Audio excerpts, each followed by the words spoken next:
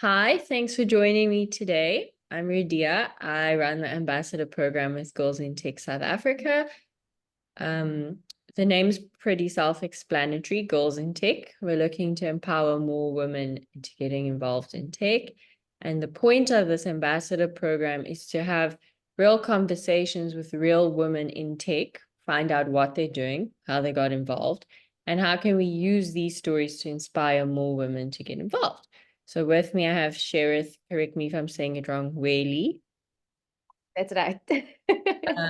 And she is a high school teacher, but is also very involved in tech.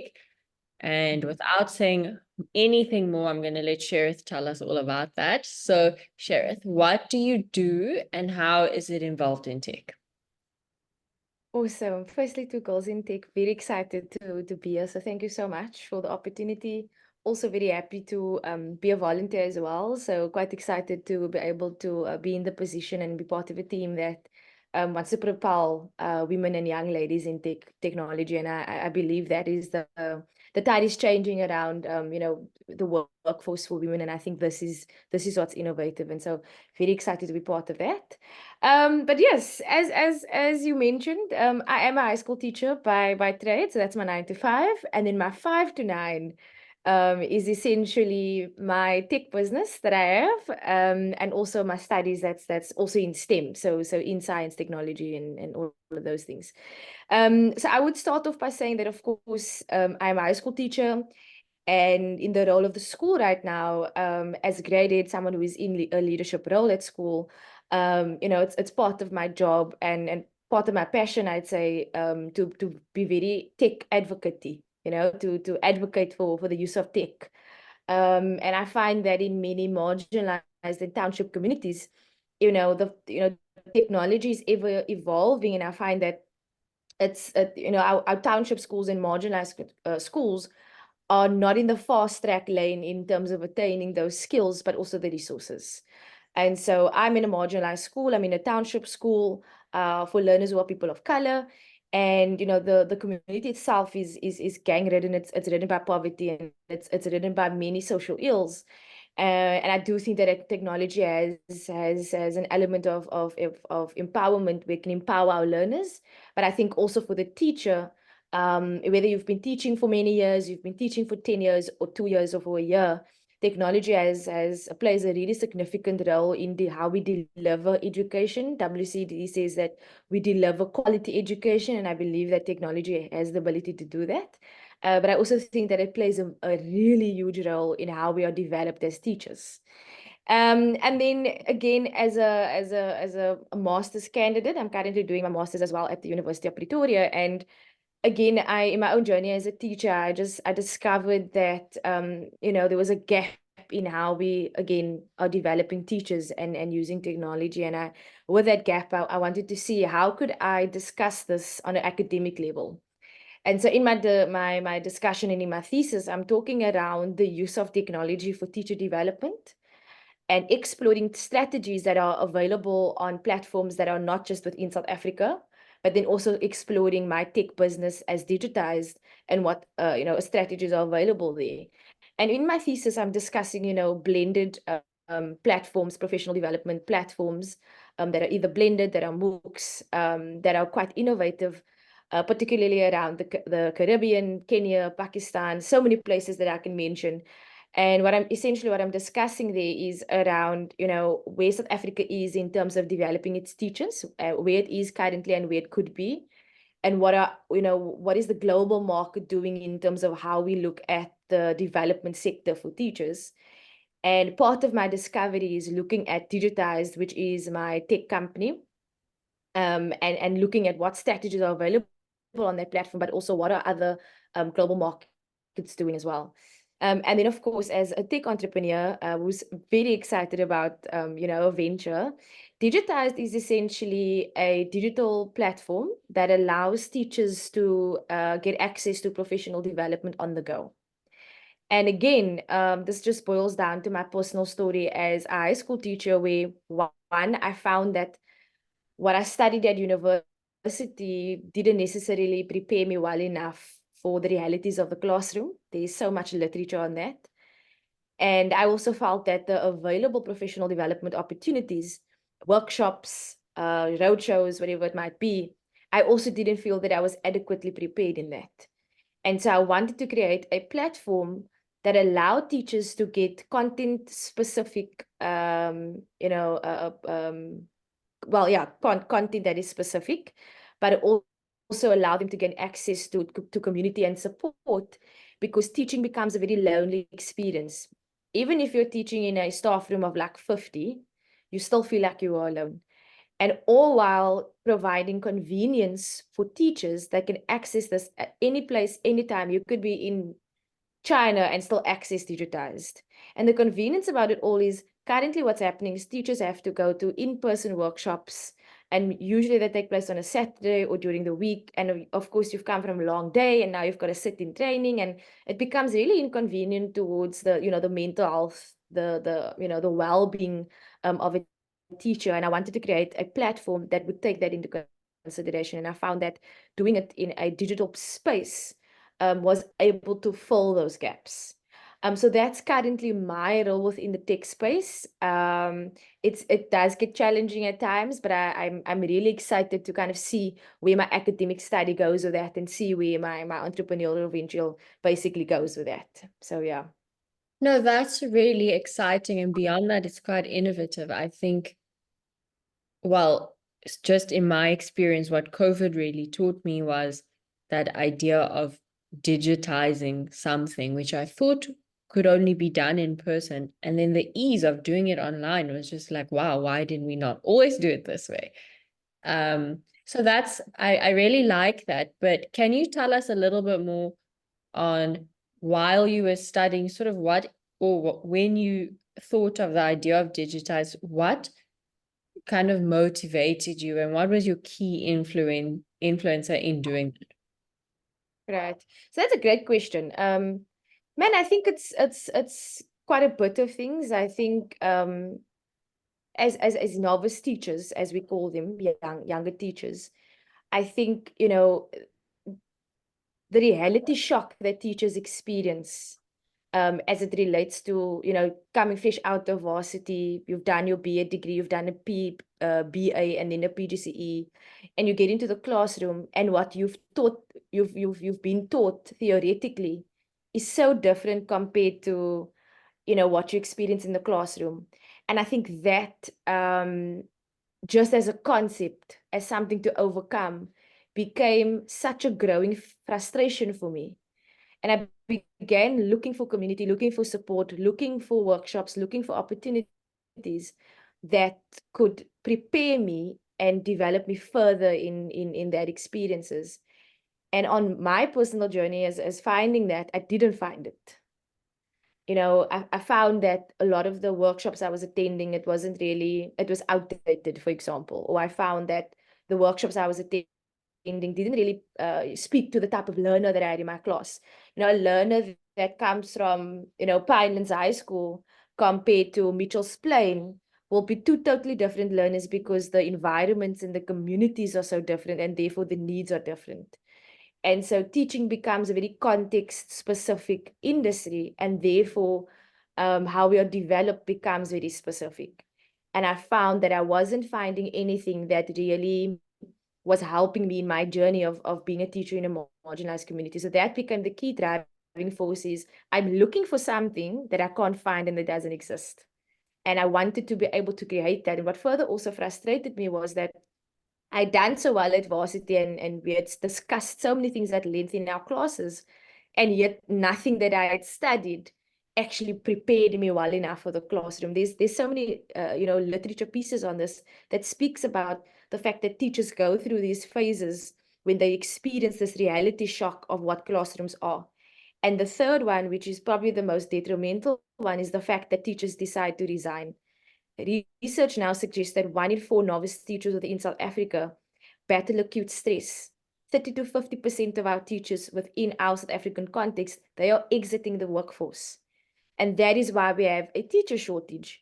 And that is why we have 50 kids in our class, 60 kids in our class, because teachers are not coping with the acute stress that they are battling at their work, in their working environment. but also the profession itself just unfortunately does not provide the necessary support that they need. So my driving force was was my personal story of not being able to find that, but also being on a quest and on a mission to create what I'm looking for. Yeah, that's it. That's wonderful. I think we often listen to people's stories like, oh, I started as this and had the idea Mm, to do that. But what you've done is actually quite reflective and introspective. You've looked at, okay, how could I have helped younger Cherith? This is how I could have right. helped her and thousands of others like her. So if you had to put it in, let's say, 3 sentences, what advice would you give to younger Cherith going on this journey, not knowing how it's going to end up? What you know now, what would you tell her? Yeah, that's a brilliant question. I mean, there's so many things I could say. I would say, I could even give it in one sentence, and that is do it scared. Do it alone. Do it worried. Do it stressed. Whatever you do, just do it. That's it. I think when I think about my life now and my journey into that, tech was never part of the scenario. When I thought about my 10-year plan in matric when I was 18, I thought about what I would go and do. I thought about my career path, and I pivoted slightly, not entirely, but I pivoted slightly. But technology was never part of that. And I pivoted right in the moment where I felt that I wasn't finding what I was looking for. And I knew that I was looking for something greater than what I experienced. And I knew I wanted to be part of that greater. And that is why I pivoted, from still being in education, but flipping that a little bit and now sort of phasing into technology a little bit and looking at technology integration education as a concept. So yeah, I would encourage myself to just do it. Do it alone, do it scared, do it worried, do it while you're crying, blood, sweat, and tears, just do it. No, that's good advice. I think overthinking kills what can be some really great ideas. So yeah, you just have Right. to, there's no harm in trying, right? You tried and look what it got you, something really innovative and really needed, really necessary. So now you've explained sort of how you got there, and you're explaining to me how novice teachers are really, and existing like experienced teachers are really going to grow from this platform. And like you said, you had no idea you were going to be a tech entrepreneur. I mean, you studied education, you thought, okay, I'm going to be a teacher. Maybe you had ideas to like further pursue your master's, but you never thought, in technology. So with Right, that in absolutely. mind, if you could tell so I mean, sorry, I'm getting my words all jumbled up here. So really you're showing, and a lot of the stories we hear shows how tech isn't just, I'm a software developer, I sit on my computer, I made an app. It's Right. a lot of different things. So how would you tell younger girls or why would you tell them they need to be involved in tech? What is the reason why they should consider this as their career? It's interesting you asked that question. And yes, I agree with you because that's what I thought. I thought, oh my word, technology, I'd have to be a coder. I would need to know how to use Flutter Flow. I need to know what debugging looks like. I need to know what bugs are. And trust me, those are things I'm still learning as a tech enthusiast, as a tech entrepreneur. But one thing I will say is you don't have to know everything. That's the first thing I to remind myself is technology is not about knowing everything. I don't.